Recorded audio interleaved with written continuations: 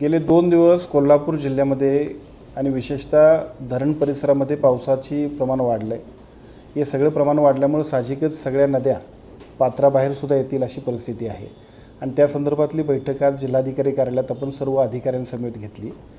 या संपूर्ण कोल्हापूर जिल्ह्यातल्या एकूण पूर परिस्थितीचा जर का आढावा घेतला तर आजच्या घडीला आपण ज्या पद्धतीनं योग्य नियोजन केलेलं आहे जिल्हा प्रशासनानं, त्याचा उपयोग इतकाच होईल की आज कोणत्याही परिस्थितीमध्ये आपल्याला एकूण पूर परिस्थिती येऊ नये यासाठी सर्व उपाययोजना करण्याबद्दल आपण सूचना दिलेल्या आहेत.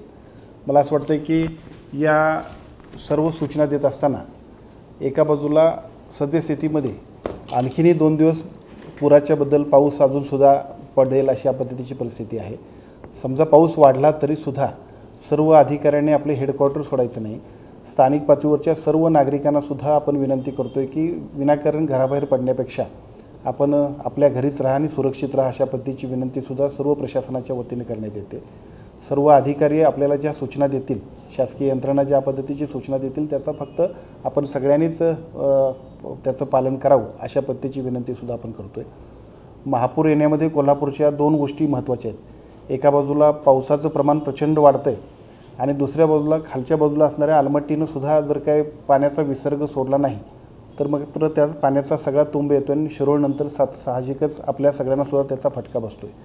परंतु गेल्या वर्षभरामध्ये महाराष्ट्राचे मुख्यमंत्री आणि दोन्ही उपमुख्यमंत्र्यांच्या माध्यमातून विशेषतः राधाकृष्ण विखे पाटील साहेबांनी सुद्धा केलेल्या सहकार्यामुळं कर्नाटक सरकारच्या सुद्धा आपल्याला समन्वय योग्य पद्धतीनं सुरू आहे आणि त्याच्यामुळे आलमट्टीचा विसर्ग आणि हिप्परगीचा विसर्गसुद्धा योग्य पद्धतीनं समन्वय करण्यामध्ये आमचे जिल्हाधिकारी असतील, आमचे इरिगेशनचे SC असतील, हे योग्य पद्धतीचा समन्वय करत आहेत. त्यामुळे तोही पाण्याचा विसर्ग योग्य पद्धतीनं पुढं चालू आहे.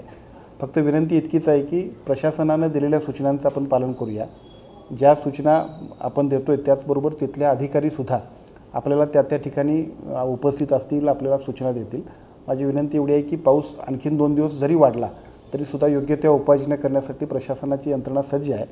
फक्त आपण सर्वांनीसुद्धा या पावसामध्ये विनाकारण बाहेर पडू नये आणि शासनाच्या सर्व नियमांचं पालन करावे. अशा पद्धतीनं कोणत्याही परिस्थितीत या एकूण महापुराच्या किंवा पुराच्या परिस्थितीला सुद्धा योग्य पद्धतीनं आपण सामोरं जाणार आहोत.